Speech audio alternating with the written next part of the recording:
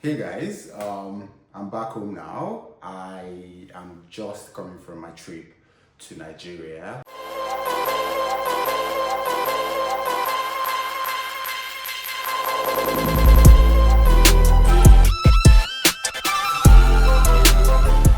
I just landed. I was sitting right here when I shot my first ever YouTube video. Like I was sitting here.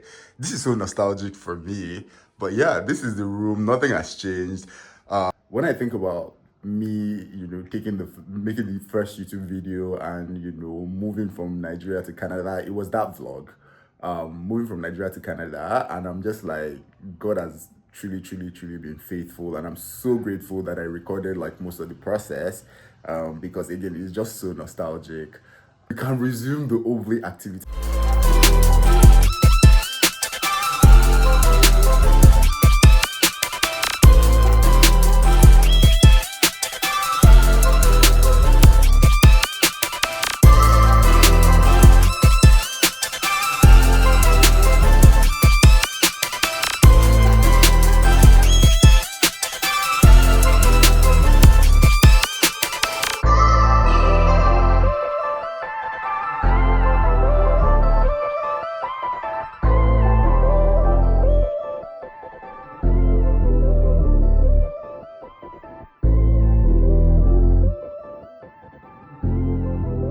Was a whole lot of fun.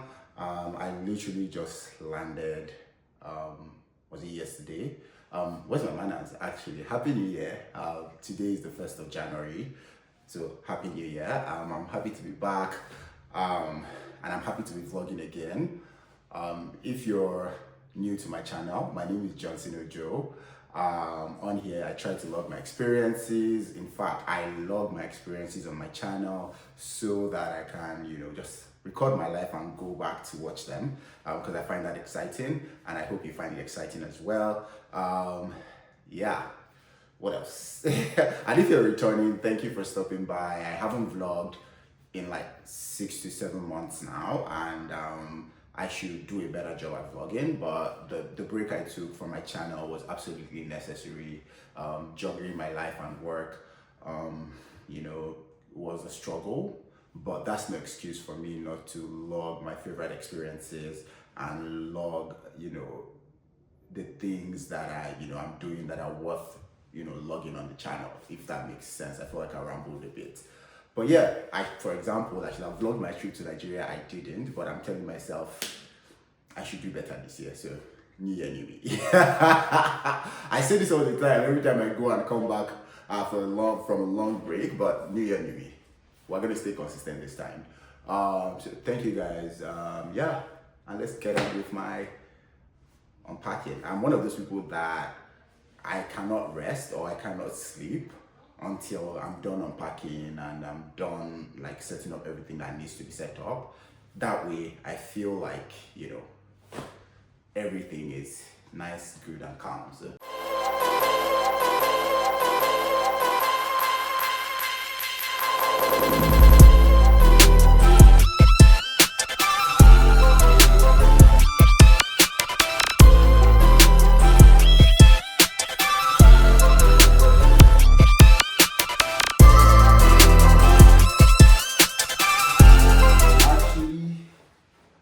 Insane. Nigeria, but let me give them like the props first. Like I wasn't I was actually really surprised because when I was going back to Nigeria, I had like a different expectation of what the airport is going to be like, right? And to my surprise, like it wasn't actually bad. Like it actually wasn't bad. Like I thought it was going to be terrible. I thought it was going to be I'll be stressed, it wasn't bad. Genuinely, it wasn't bad. What surprised me and what shook me, nobody could have prepared me. Like, I feel like everybody understands that, oh, like Nigeria is hot and humid, that's not story. But the driving in Nigeria, insane. I swear to you, like insane. I actually couldn't believe it. Hey, bruh. it was insane. I'm not gonna lie to you. Driving in Nigeria was insane. You know, battle because, bruh. Let me face you when I say this, bruh. Like, there are no lanes. Everybody drives like a crazy person. Like, they are literally driving bumper to bumper, and it's not that I didn't know these things. I knew. To be quite honest, honest. I knew, right? But when you've been removed, I've been in Canada. The last time I went back to Nigeria was like 2021.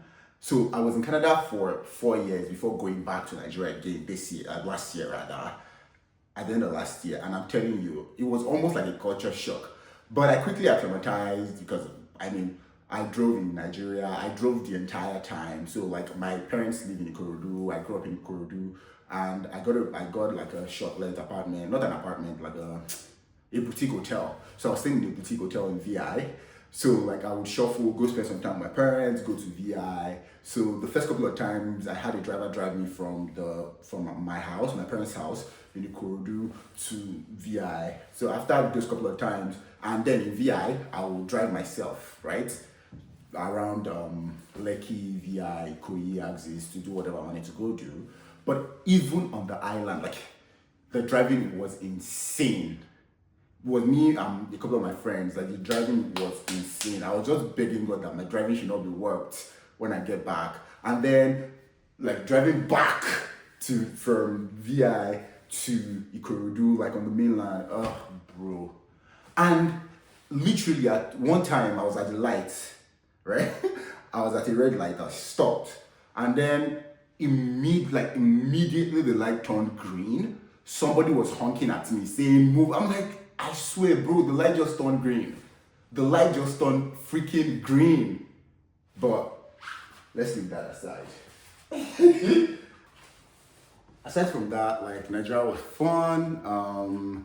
I really enjoyed like some of the things I did. I went to a nice coffee cafe where like they printed my face on the coffee. I think that was the first couple of things I did. Then I went out with my friends. I went to Knock.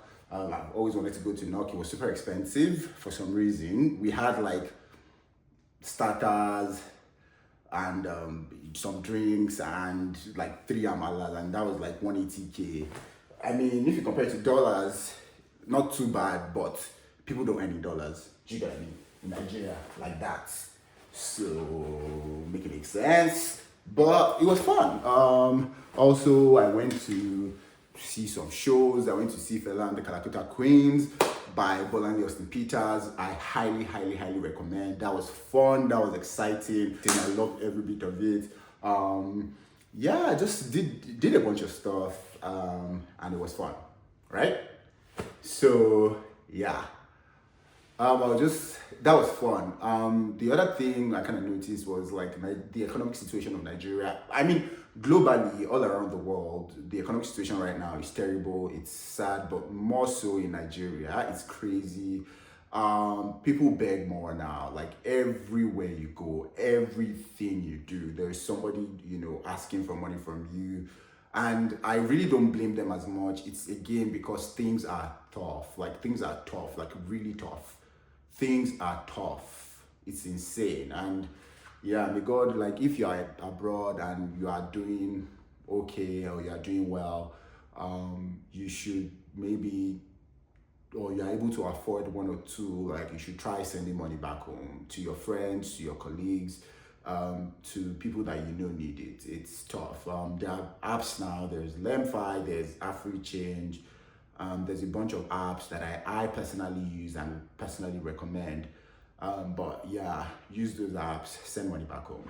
It would help a lot. But anywho, I'm just gonna continue packing now, and yeah, I'm just gonna continue packing. I'm not gonna bore you guys. I'll see you guys maybe tomorrow, or I'll see you guys.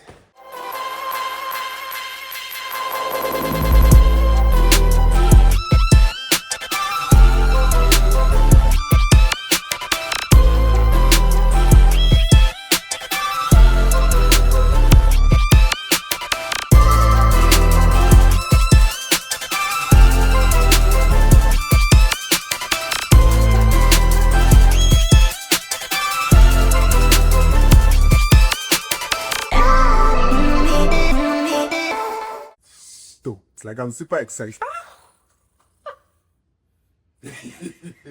I'm super excited. Like this is my first Big Boy TV. Yeah. Well, guys, like nobody said that, getting an apartment and furnishing the apartment is insane. Like I was checking Samsung and all these other TVs, and this is say, why am I going to spend like 2,000 something dollars on a TV? Right now, at least I can't afford that right now. So I settled for ISIS. Yeah. But I'm not gonna lie, I'm actually super excited. It's a 65-inch, and it's gonna be here. Now that I'm thinking about it, it might be too big for this space. It's a 65-inch, as you can see. My fiance did say that it might be too big, but I didn't miss him. But yeah, I initially wanted to get a 75-inch. Thank God I listened to my fiance for that one, and I reduced it like 65-inch. But I'm excited. I did, when I went to peep from downstairs, I did see it drop. So if there is anything that happened to the TV from their hand, they better replace it, because I did see it drop for the guys that were to be going. But yeah, obviously unbox this later. I'm still expecting like a sound bar that I ordered from them, but aside from that, yeah, TV here. Gee, if easy, run up. If easy, run up. But yeah,